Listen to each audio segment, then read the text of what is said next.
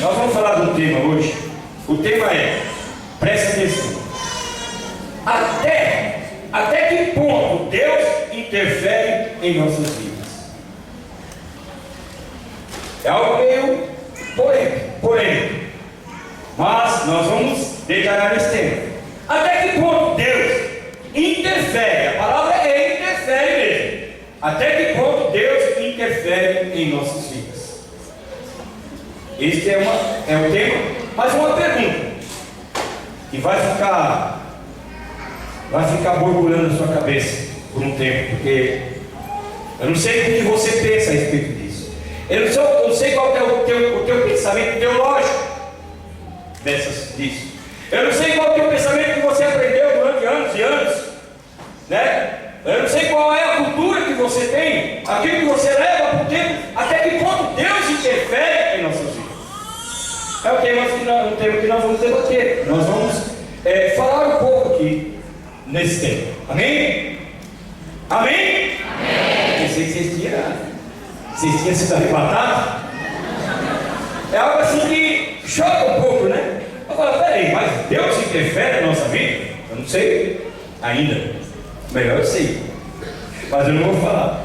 Amém? Amém. Agora sim. Então, para nós iniciarmos, abra a sua Bíblia no livro de Romanos, capítulo 9, versículo 20, 21, 22, 23 e 24. Amém? Glórias a Deus. Romanos 9, capítulo 9, versículo 20. Glória a Deus. Esperar todo mundo achar para que a gente possa ler, né? E para que a pessoa muitas vezes fica procurando depois e fica tentando ler depois, né? Para ler agora, esses 4 versículos, 5, né? 20, 21, 22, 23 e 24. São 5 versículos que nós vamos ler agora. Nós vamos começar a entender se Deus interfere, até que ponto Deus interfere na nossa vida. Diz assim, versículo 20: mas, ó homem, quem és tu, que a Deus replicas? Porventura a coisa formada de algo que formou, por que me fizeste assim? Ou não tem oleiro poder sobre o barro, para da mesma massa fazer um vaso para a honra e outro para a desonra? E que direis se Deus, querendo mostrar a sua ira e dar a conhecer o seu poder, suportou com muita paciência os vasos da ira, preparados para a perdição, para que também desse a conhecer as riquezas da sua glória nos vasos de misericórdia, que para a glória já antes preparou, os quais somos nós, a quem também chamou, não só dentre os judeus, mas também dentre os gentios. Amém? Feche seus olhos. Senhor amado, ó Pai, está aqui a tua palavra, Senhor. Ó Deus, nós sabemos que sem o teu Espírito nós não podemos fazer nada. Sem a tua presença nada pode ser feito. E sem a tua direção, Senhor, nós sabemos que nada podemos realizar. Mas temos certeza, Pai, que o teu Espírito Santo é o que nos ensina todas as coisas, é o que convence o coração de todo homem, de toda mulher. O teu Espírito é o que revela todas as coisas. E hoje nós estamos aqui, Pai, e queremos entender, Senhor, queremos compreender, Pai amado, ó Senhor, na íntegra, na revelação do teu Espírito, aquilo que o Senhor tem revelado para cada um de nós. É por isso que nós pedimos a unção, a direção, uma unção diferente, uma unção poderosa, para que possamos expressar e para que possamos também entender a tua palavra, Senhor. É assim que nós oramos, e desde já nós aniquilamos toda força contrária, toda força do inimigo, todo espírito de insônia, todo espírito de sonolência, todo espírito das trevas que vem para tirar a atenção. Nós agora entendemos que você sai desse lugar, você não tem poder nesse lugar. É assim que nós oramos e declaramos em nome de Jesus. Amém. Amém? Glória a Deus. Como introdução, eu acho que essa igreja, né? Não sei, eu gosto de falar dessa igreja porque eu estou aqui, né? Nesse ministério há 24 anos de igreja, né? Vamos fazer agora em fevereiro bodas de prata da fundação da igreja, né? Aqui, ó, desde 1989. Então, Eu não posso falar de outra igreja, eu tenho que falar da nossa. E a nossa igreja, graças a Deus, ela tem dado a oportunidade do ministério das mulheres florescer, expandir, né? Tanto é que nós vimos aqui, né, mais mulheres do que homens. Então, graças a Deus. Então, eu queria falar justamente, né, como introdução, sobre a mulher. Eu gosto de falar sobre a mulher, né, porque a mulher gosta, né? A esposa depois agrada. Brincadeira, não falo por causa dela, não. Mas é uma bênção de Deus. Mas, a mulher, né, eu vi um tema essa semana e aquilo me chamou a atenção, eu achei muito bacana. Né, aquele pastor falando que a mulher é uma arma secreta de Deus. Amém? Obrigado para as mulheres aqui dentro. A mulher é uma arma secreta de Deus. Por que a mulher é uma arma secreta de Deus? A arma secreta, né, é aquilo que você guarda para usar no tempo certo. Né? As armas são expostas, todo mundo sabe, mas existe uma arma, né, que você guarda aqui no momento específico. Você usa, isso é uma arma secreta. E a mulher, ela foi uma arma secreta de Deus. Né? Então, né, nós vimos aqui que o Salvador relato desse pastor, ele mencionou as dificuldades que as mulheres enfrentam no exercício do ministério da obra de Deus. A oposição, a evidência feminina e a liderança da mulher no desenvolvimento da igreja. Infelizmente, ainda existem muitos lugares que há uma oposição. É isso. Mas a Bíblia, ao contrário do que se supõe, ela coloca a criação da mulher como estratégia de Deus para a preservação da sua criação e para a proteção do homem. Veja bem, quando Deus criou a mulher, então veja bem, esse papel não se manifesta na visão pós-moderna da mulher, emancipada e empreendedora, mas nas características essenciais da mulher desde a criação: sua sensibilidade aguçada, sua desenvoltura espiritual e sua capacidade de percepção. Quando o pastor Hélio e os pastores acabam pegando esse lado bom dele, ele é um grande defensor das mulheres, e ele sempre fala que a mulher, ela tem uma visão aguçada, ela tem uma percepção espiritual muito mais do que os homens. Tanto é que se você vê aqui na igreja, não vou mandar para não envergonhar os homens, quantas mulheres tem aqui, quantos homens tem. E 99,9% das igrejas é assim. A mulher, ela vê mais, ela tem uma percepção. Então por isso, nós vamos entender por que a mulher é uma arma secreta de Deus. Veja bem, a ordem de Deus, está escrito em Gênesis capítulo 2, a ordem de Deus proibindo o consumo do fruto da árvore, do conhecimento do bem e do mal, foi dada ao homem. E esse, diante da responsabilidade dada por Deus, é o agente da desobediência. A ordem de não comer o fruto, de cuidar para que comesse o fruto, foi dada para o homem. Abra lá em Gênesis, fácil, então vamos ver que é fácil, capítulo 3, capítulo 2, melhor dizendo. Né? Tem aquele que fala para a nossa alegria, fala para a nossa vergonha. Capítulo 2, versículo 15 de Gênesis. Vamos falar o que está na palavra de Deus. Não estou falando nada daquilo que eu quero que essa igreja pense. Estou falando o que está na palavra de Deus. Gênesis capítulo 2, versículo 15, 16 e 17. Diz assim: e tomou o Senhor Deus o homem e pôs no jardim do Éden para lavrar e o guardar. E ordenou o Senhor Deus ao homem, dizendo: toda a árvore do jardim comerás livremente, mas da árvore da ciência do bem e do mal, dela não comerás, porque o dia que dela comeres, certamente morrerás.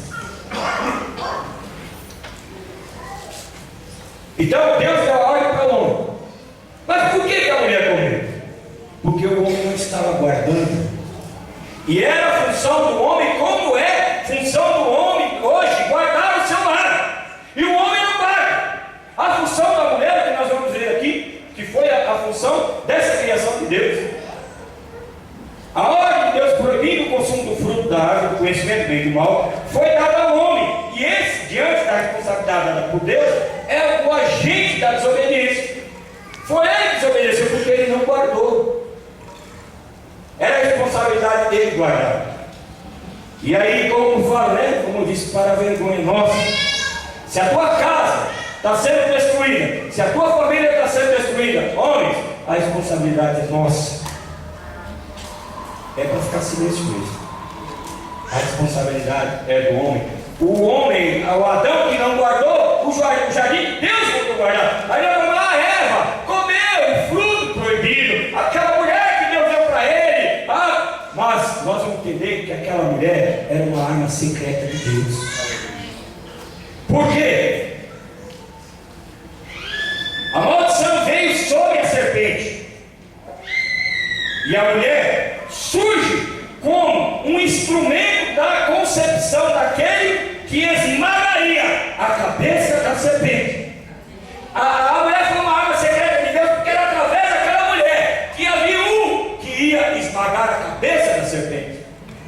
Por isso Deus preparou aquela mulher para ser companheira de Adão, sim, mas aquela mulher foi uma estratégia, uma arma secreta de Deus, porque ele sabia que o homem ia pecar, e ele já estava preparando uma arma secreta para pisar na cabeça do diabo. Conclui-se que Deus criou a mulher para ser parceira, companheira do homem. O homem protege fisicamente a mulher protege espiritualmente o homem. Por isso a palavra de Deus diz que a mulher virtuosa, a mulher que ora, a mulher que busca, ela abençoa a sua casa e abençoa o seu marido espiritualmente. Então, mulheres, Gênesis capítulo 3, já que nós estamos aqui no livro de Gênesis, capítulo 3, diz assim: Deus falando, e porém inimizade de ti e a mulher, dizia para a serpente, e entre a tua semente e a sua semente, esta mulher te ferirá a cabeça. Essa foi a ordem, foi a arma secreta espiritual de Deus para pisar na cabeça do diabo. Deus disse que através dela ele ia prover alguém que iria pisar na cabeça do diabo. E Jesus Cristo, ele veio no ventre de uma mulher, e a palavra de Deus diz que ele pisou na cabeça do diabo, ele esmagou a cabeça do diabo, ele esmiuçou as obras do diabo, ele destruiu as obras do diabo. Por isso você, mulher, é uma arma secreta de Deus. Quando a tua casa estiver ruim, quando o teu marido estiver dormindo, cochilando, irmão, mulher, faz filho, porque Deus vai te dar poder e você vai pisar na cabeça, não do seu marido, mas na cabeça do diabo e destruir todas as obras do diabo contra a tua casa, contra a tua vida. Saiba, mulher, que você é uma arma secreta de Deus. Amém? Agora eu pergunto, vamos ao tema agora, isso foi a introdução. Agora eu pergunto, Deus interfere em nossas vidas? Não para falar, é só sim ou não. Chicó, Chicó, é o Cícero, né? Chicó, Cícero, Deus interfere em nossa vida, sim ou não? Deus interfere em nossa vida, André? Sim. Marcelão da Simão, Deus interfere na nossa vida, Marcelo? Semana Deus tinha me dado esse tema aqui, aí eu comecei a perguntar para alguns pastores, né? Perdi uma pastora assim, lá de cara, ela é minha vida. Falei, pastora Cida, Deus interfere na nossa vida? Olha, você pode parar, mas é o seguinte, quando Deus tem. Eu não vou falar o que ela falou, porque senão vai falar da mensagem. Eu falei, pastora, não vem pregar para mim não, que é a mensagem. Então, pastora, não vem pregar para mim não, que é a mensagem. Fica quieto, pastora. Não vou falar o que ela falou não, porque é a mensagem, né? Então, vocês falaram, Deus interfere na nossa vida. Então, primeiro tópico, Deus é livre para cumprir o seu propósito desde a eternidade. Nós cantamos logo no primeiro hino, né? Antes de tudo, Deus, ele não era, ele é. Antes de tudo, ele é. Então, Deus, ele é livre para cumprir o seu propósito desde a eternidade. Romanos 6, capítulo, voltando lá para Romanos agora, capítulo 9, glórias a Deus. Capítulo 9, Aqui o tema, né, desses versículos 6 e diante, algumas Bíblias não tem, né, os temas bíblicos, versículos, mas a minha tem, algumas tem, né, a partir do versículo 6, capítulo 9 de Romanos, tem um tema. O tema é a liberdade absoluta. A liberdade absoluta da graça de Deus.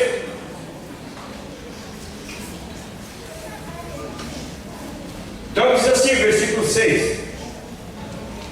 Paulo dizendo aos Romanos: não que a palavra de Deus haja faltado, porque nem todos os que são de Israel são israelitas, nem por serem descendência de Abraão são todos filhos, mas em Isaque será chamado a tua descendência. Versículo 8. Isto é, não são os filhos da carne que são filhos de Deus, mas os filhos da promessa são contados como descendentes. Porque a palavra da promessa é esta: por esse tempo virei, e Sara terá um filho. Será a promessa de Deus, Abraão. E não somente essa, mas também Rebeca, quando concebeu, de Isaque nosso pai. Porque não tendo eles ainda nascido, nem tendo feito bem ou mal, para que o propósito de Deus, segundo a eleição, ficasse firme, não por causa das obras, mas por aquele que o chama, foi-lhe dito a ele: o maior servirá ao menor. Mesmo antes de nascer, Deus falou: o maior servirá ao menor. Como está escrito: amei a Jacó e aborreci Esaú. Que diremos, pois, que há injustiça da parte de Deus? De maneira nenhuma. Pois se diz a Moisés: compadecer-me-ei de quem me compadecer, e terei misericórdia de quem eu tiver misericórdia. Versículo 16. Assim, pois, isto não depende de quem quer, nem de quem corre, mas de Deus que se compadece. Porque diz as Escrituras a Faraó: para isto mesmo te gerei, para em ti mostrar o meu poder, e para o meu nome, para que o meu nome seja anunciado em toda a terra. Logo, pois, compadece-se de quem quer, e endurece quem quer. Versículo 19. Dir-lhe-ás então: por que se queixa ele ainda? Porquanto quem resiste à sua vontade? Então nós vemos aqui nesse versículo falando sobre a liberdade de Deus, né? A liberdade absoluta da graça de Deus. Graça todo mundo sabe o que é, né? É misericórdia misturada com amor, é graça.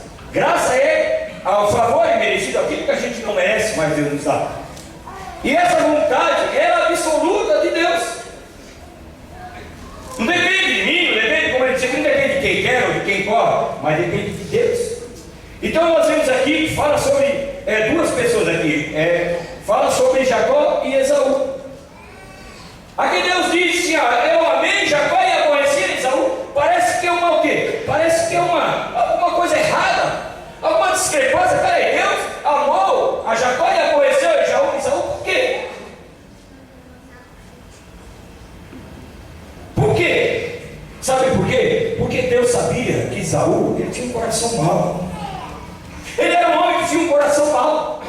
Então Deus não aborreceu ele porque Deus não quis dizer mais, porque ele tinha um coração mau. E Jacó ele tinha um coração, aí, apesar de ser, né, vendo o correr da vida dele, passando, gostava de enganar as pessoas, mas ele era uma pessoa que tinha um coração bom. E Deus sabia que dali podia surgir algo que era bênção. Então isso demonstra o quê? Que Deus, às vezes, ele interfere sim na nossa vida. Vocês querem saber o que a pastora Cida falou? Vocês querem saber? Não vou falar agora, não. Calma aí. Então nós vemos aqui também o caso de Faraó. Aqui nós lemos, Renato, que Deus diz que ele escolheu Faraó, mas ele endureceu o coração de Faraó. Mas por que Deus, né, quando Moisés foi lá, Deus falou: Moisés, vai lá, fala para Faraó, que para ele deixar meu povo ir. Aí talvez Moisés falou assim: vou lá, vou falar para Faraó. Deus falou, Deus Todo-Poderoso, né? Ele é o dono de tudo. Ele falou para você deixar o meu povo ir. Aí Faraó falou: tudo bem, pode pegar esse povo de Israel aí e vai embora. Se acontecesse isso, hoje não teria essa história para a gente contar. Mas nós vimos que Deus interferiu ali na vida de Faraó, porque ele disse que ele, e se você ler lá, você vai ver que Deus endureceu o coração de Faraó. por 10 vezes, até que as 10 pragas veio sobre todo o povo do Egito. E Deus veio Moisés foi lá e falou: se você não vai acontecer isso, ele não fez e veio a praga. Aí Deus endureceu o coração de Faraó de novo. Então Deus tinha um propósito aqui. E hoje essa história de Faraó está escrito aqui, Deus, Paulo falando para os romanos, Paulo aqui exortando os romanos sobre a história de Faraó, dizendo que o poder de Deus, pela força de Deus, ele tirou aqueles mais de 3 milhões de pessoas do Egito. E foi uma perda grande para o Egito, como vai ser uma perda grande para o inferno, porque Deus vai tirar a tua família das mãos do diabo, das trevas, e vai trazer para o reino de luz, e vai ser um prejuízo, e nós queremos muito prejuízo para o reino das trevas, porque ele está ceifando vidas, ele está destruindo vidas, mas Deus vai resgatar, e vai tirar com o poder, assim como fez na vida daquele povo. Por isso Deus endureceu, por isso Deus interviu na vida daquele povo, na vida de Faraó. Deus interviu porque era necessário para que ele pudesse realizar o milagre de Deus. Vocês querem saber o que a pastora Cristina falou? Não, né? Então tá bom, eu não vou falar agora. Então veja bem, e nós vamos ver aqui, então, nós vemos aqui que nesse versículo nós vemos que Deus, ele interviu na vida de Jacó, de Saul, ele interviu na vida de Faraó, e ele diz, né, como nós vemos aqui, que ele diz, porque diz a escritura a Faraó: para isto mesmo eu te levantei, para em ti mostrar o meu poder. Deus levantou o Faraó como um grande rei do Egito. O Egito era o que dominava o mundo todo naquela época. E Deus levantou o Faraó. Ele falou: eu vou te levantar, Faraó, porque através de você eu vou manifestar o meu poder. Então ele interviu. Então nós vamos ver outra situação na vida de um homem chamado Jó, né? Eu sei que todos aqui conhecem a história de Jó, tá? Se você quiser acompanhar no livro de Jó, fica um livro antes de Salmo, tá? E nós vamos ver, né? Vocês sabem a história de Jó, né? O Jó era um homem, diz, né, a palavra de Deus aqui, que ele era um homem temente a Deus. Temente é uma coisa. A palavra de Deus diz que o diabo temente, ele treme, ele tem medo de Deus, mas ele não obedece. Mas ele tem medo. Os demônios, ele tem medo, mas eles não obedecem. Então Jó, nós, né, o capítulo 1 aqui, fala de um homem que era um homem que tinha tudo, mas o diabo naquela época ele tinha acesso ao céu, hoje em dia ele não tem mais, mas ele foi lá diante de Deus e falou: Jó, é isso? E Jó, Deus falou: tá vendo meu servo Jó? Ele é um homem obediente, mas também ele tem tudo. Então, né, nós não vamos detalhar nesse ponto da vida dele, mas Deus permitiu que o diabo tocasse na família dele, destruiu todos os filhos dele, destruiu todos os bens dele e destruiu a saúde dele. Deus permitiu isso. Deus não interferiu na vida de Jó, já estava bem ali, já estava tranquilo, né? Tinha a sua família, tinha os seus bens, seus gados, seus bois, tinha ali, né, muitos filhos, tinha muita riqueza. Mas nós vemos que Deus interferiu ali na vida de Jó. Talvez nós pensamos, como nós lemos ali o versículo 20 de Romanos 9, ali pode ser: mas quem é tu que a Deus replicas? Quem somos nós que questionamos a Deus, que falamos: Deus porque isso, Deus porque aquilo, Deus porque aquilo outro, Deus porque lá, sei porque lá, sei porque lá. Tem um monte de perguntas para Deus. E Deus fez isso na vida desse homem. Então nós vemos que realmente Deus interferiu na vida de Jó. Por quê? Porque Jó apenas tinha ouvido falar de Deus.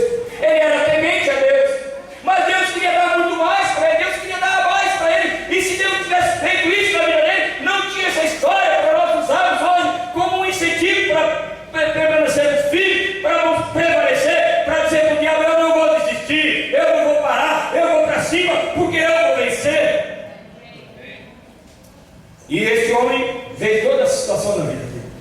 Agora, se nós lermos, né, a partir do versículo capítulo 3, veio toda essa adversidade, veio todos esses problemas sobre a vida de Jó, sobre a família dele, sobre a saúde dele, veio tudo isso.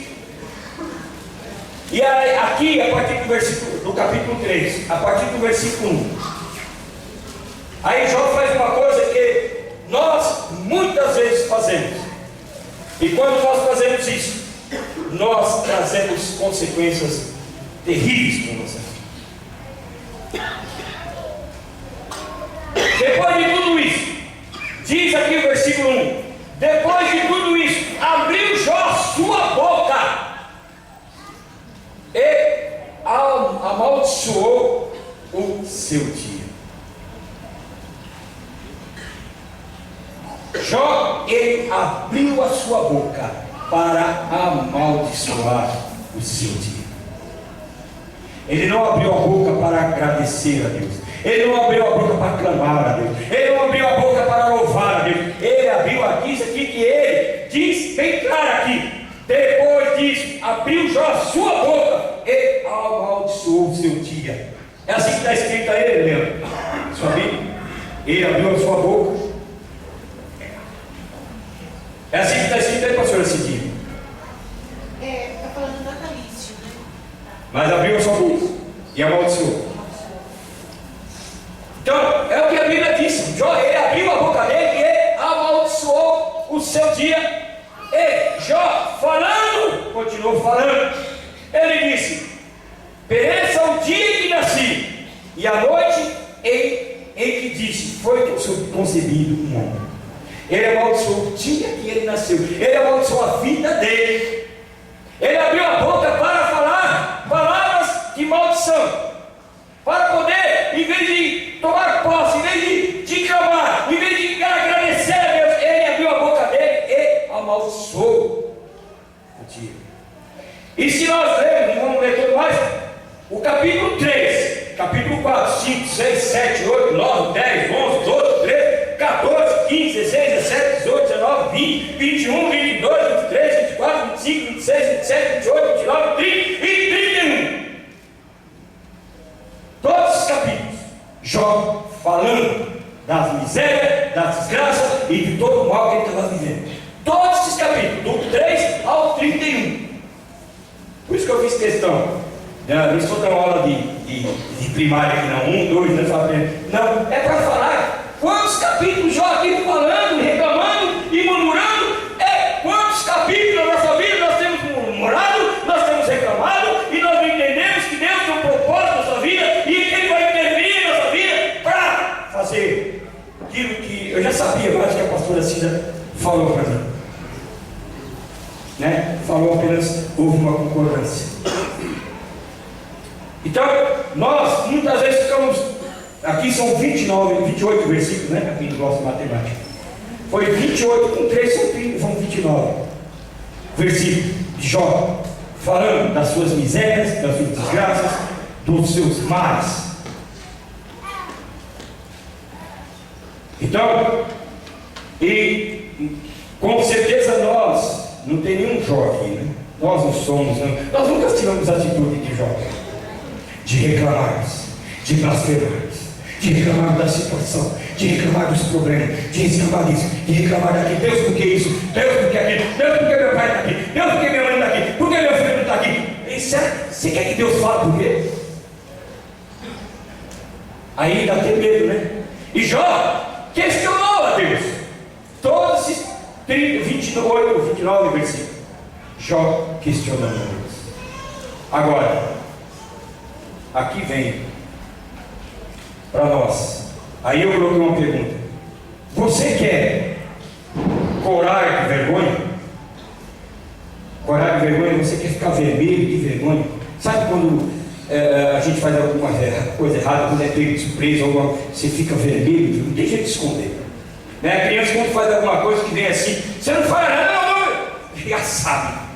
E muitas vezes nós, então, para nós corarmos de vergonha, né, como diz, se é que temos vergonha na cara, capítulo 38, depois de todas as reclamações de Jó.